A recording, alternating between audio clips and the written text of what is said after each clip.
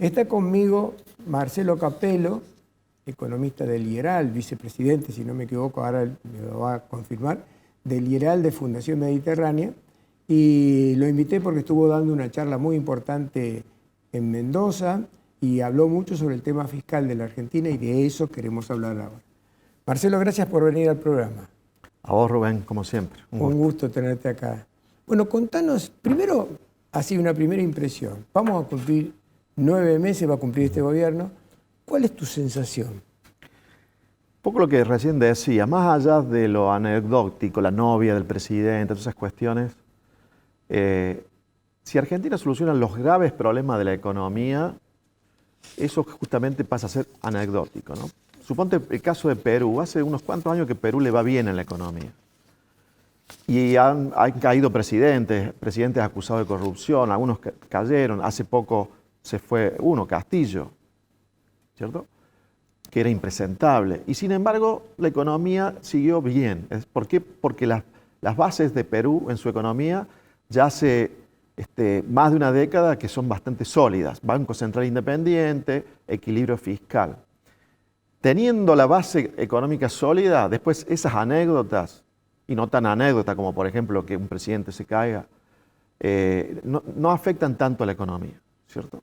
Entonces, lo de Milei, que tiene muchas cosas que uno le podría criticar en las cuestiones no económicas, también algunos dentro de su economía, de su plan económico, pero de los temas fundamentales de la economía, que yo los dividiría en dos, como graves problemas históricos de Argentina: problema del sector público, el fiscal, déficit fiscal, y el problema de la competitividad, de las escasas exportaciones de Argentina, de las reservas del Banco Central, todo lo que tiene que ver con el sector externo de la economía. De esos dos graves problemas, a uno lo trae muy bien, que es que pasó de tener 6% de déficit fiscal a un pequeño superávit. O sea que uno de los dos graves problemas de la economía argentina los está solucionando. Entonces, en ese sentido hay que valorarlo. Vos recién decías de que todavía la encuesta le dan más o menos bien en la aceptación popular, y yo lo hubiese agregado a pesar del ajuste que está haciendo. Porque hubo otros presidentes de que también en los primeros meses tenían buen nivel de aceptación, pero que no habían hecho ajustes. Acá lo raro es con el ajuste que está haciendo.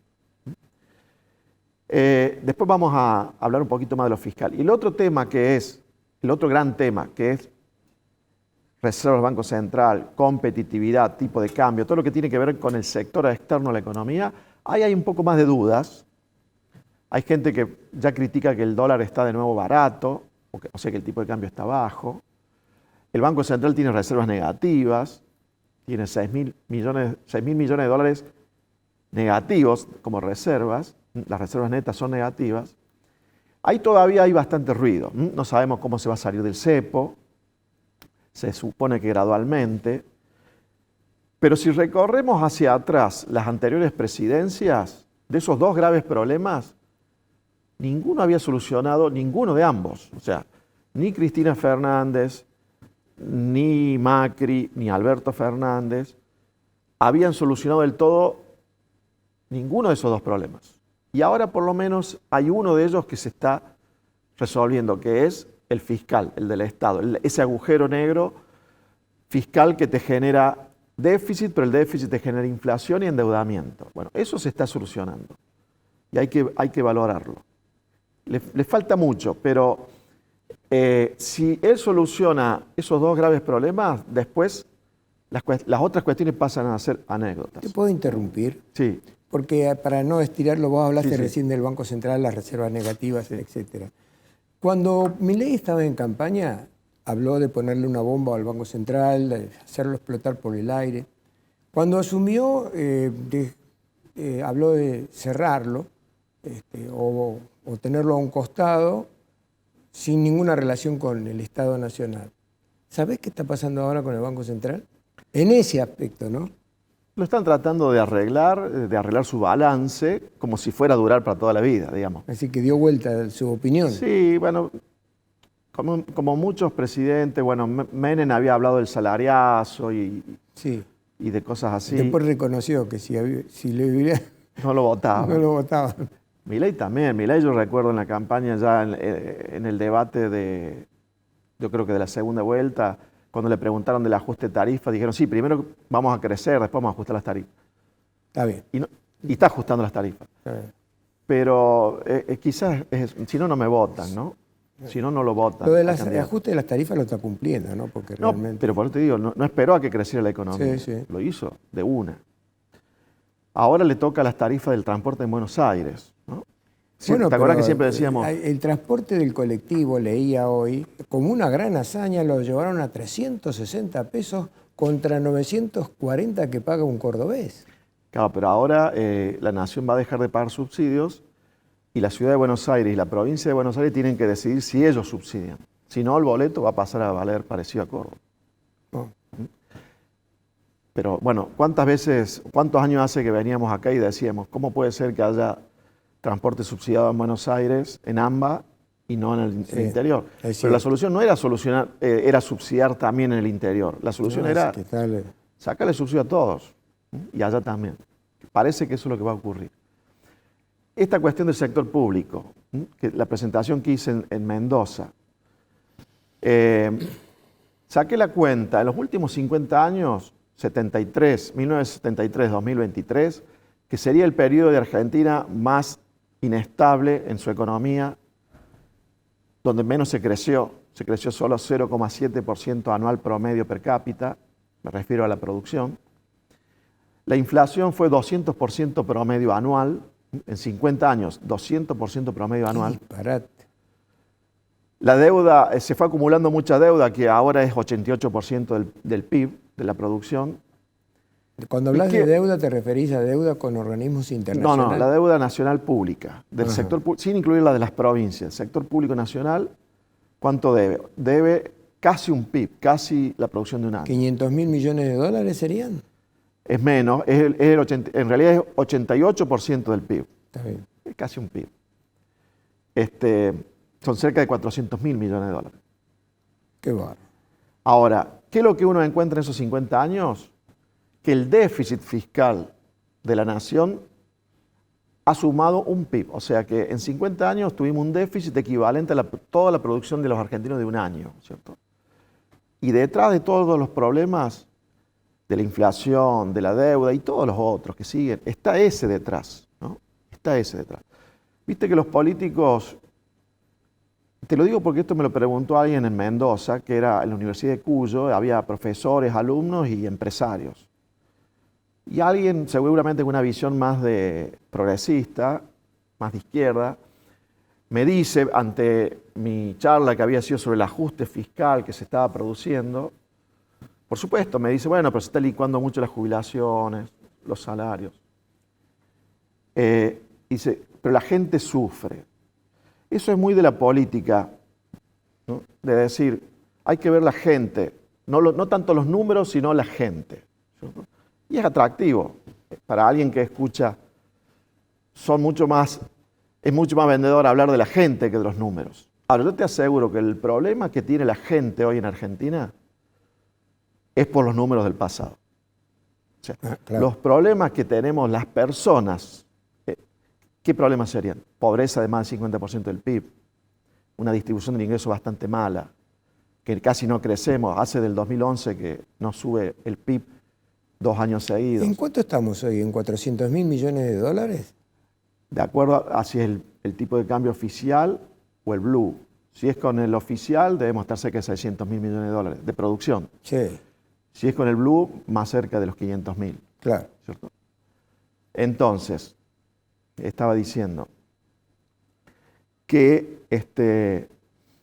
todos esos problemas que hoy tenemos, que los jubilados no llegan a fin de mes, que muchos asalariados no llegan a fin de mes, todos esos problemas de la gente son por los números del pasado.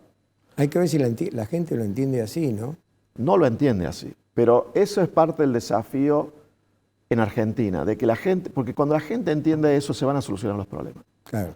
Los problemas que tenemos la gente hoy son los problemas de los números del pasado, del déficit fiscal del pasado, de los déficits del Banco Central, de los déficits comerciales, del atraso cambiario. Todo eso nos empobreció. Entonces, para que la gente viva mejor en el futuro, hay que arreglar los números hoy. Hay que arreglar los números hoy. Los números hoy son eliminar el déficit fiscal, tener competitividad en la economía. Ahora, arreglar los números hoy implica que la gente hoy no va a vivir mejor. O sea, mientras esté arreglando ese problema, la gente no va a vivir mejor, porque arreglar los números implica cierto ajuste. El tema es que hay que confiar en que si se arreglan los números hoy, la gente va a vivir mejor en el futuro. O sea, vamos a salir de una vez de la decadencia en la que hemos caído, porque, a ver, hace del 2011 que no crecemos, pero hace 5 décadas que crecemos muy poco, que prácticamente estamos estancados. 5 décadas. Qué bárbaro. De mediados de los 70 hasta ahora. Entonces, un PIB de déficit fiscal en 50 años. ¿Todo eso ahora es deuda o toda la inflación que hemos tenido?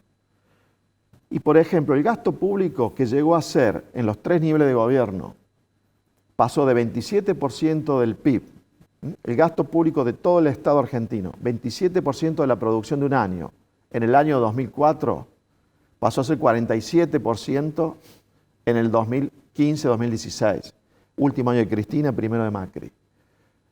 ¿Sabes cuánto este año podría llegar a ser, si el resto del año es como los primeros meses del año? 38% del PIB. Perdón, 32% del PIB, me equivoqué, 32%. O sea, fue 47% en el 2016 y este año podría estar en 32% del PIB. Es un ajuste tremendo del gasto público el que está ocurriendo en este momento. Ahora, no, cuando uno lo escuchaba a Milei, pensaba, bueno, 1 millón de empleados públicos van a quedar afuera de la organización de la Administración Nacional y con eso se va a bajar mucho, pero no se ve que se esté haciendo una gran sangría en los cuerpos del Estado. Es que nunca va a ocurrir que, aunque sobren, suponte que sea cierto que sobren 1 millón de personas en el sector público, nunca va a ocurrir de que van a quedar sin trabajo 1 millón de personas. Eso hay que sacárselo de la cabeza. Aun cuando sobraran, que no sé si es el número. Pero sí, ojo que ha sacado mucha gente del sector público, ¿no? Fíjate en los gremios cómo están criticando eso. Pero han criticado, no han acusado del impacto. A Raúl Alfonsín le hicieron 13 paros generales. Sí, bueno. ¿Te acordás, Ubaldini? Por estornudar fuera de la Casa Rosada. Ahora, estas son las cosas que la sociedad tiene que entender. Si en los últimos 20 años el empleo público creció 70% y la población creció 20%, 70-20, evidentemente debe haber empleos públicos de más, o sea, que tienen poco para hacer. No todos, debe haber algunos que trabajan mucho y otros que no trabajan nada y otros que trabajan un poco. Si subió 70% el empleo público en 20 años contra 20% de la población, o si hay ahora 3,5 millones de jubilados de moratoria y 3 millones de jubilados que pagaron los 30 años de aporte, eso con el tiempo a ese fenómeno lo va pagando toda la sociedad. Entonces el exceso de empleo público este año con el ajuste lo están pagando todos los empleados públicos porque el salario del sector público cayó, en términos reales cayó. Y con las jubilaciones pasa lo mismo. O sea, esa cantidad de jubilados nuevos, sin aportes del 2007 en adelante, llevó a que se licuaran las jubilaciones de todos, de los que aportaron y los de que no.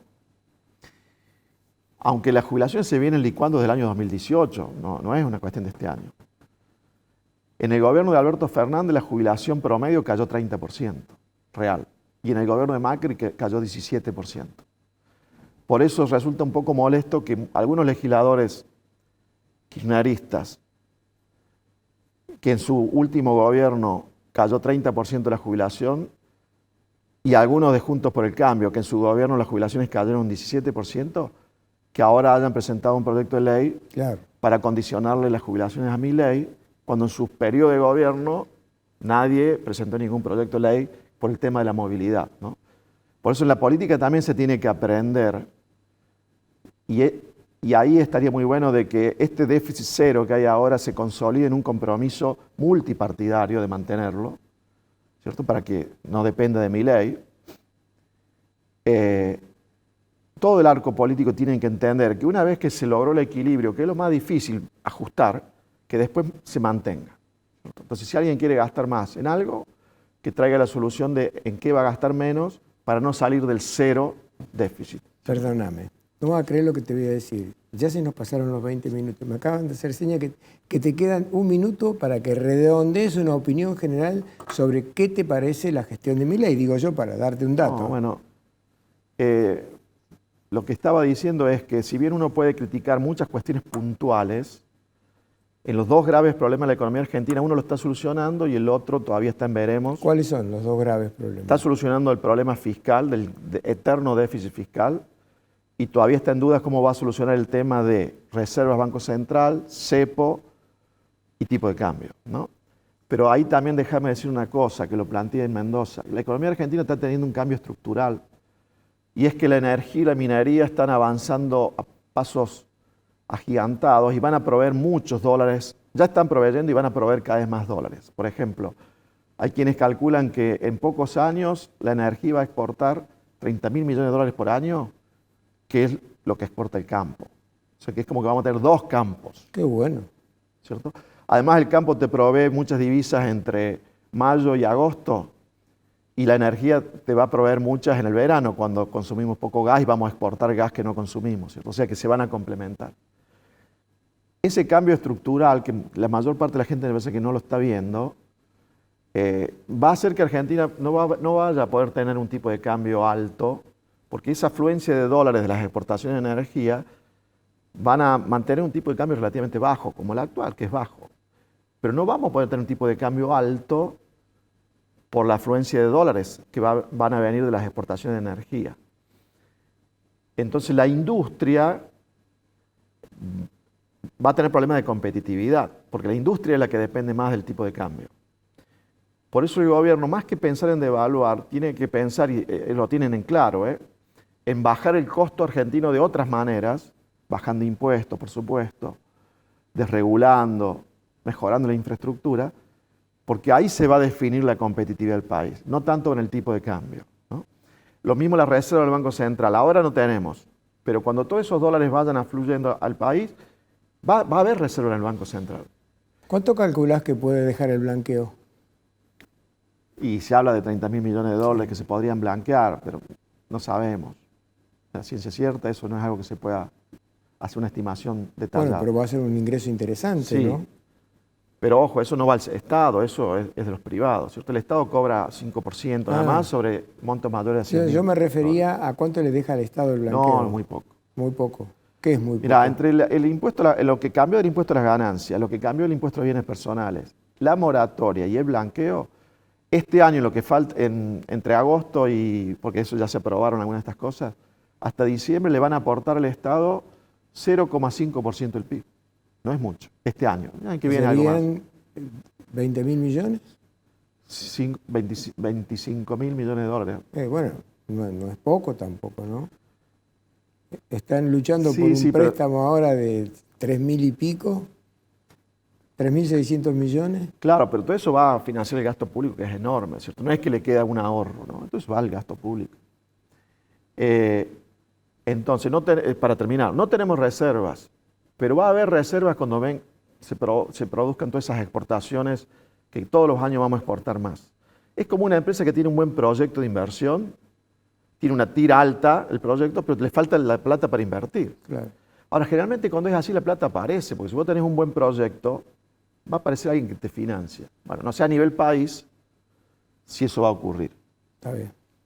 Gracias, Marcelo. Un gusto tenerte acá como siempre. Gracias.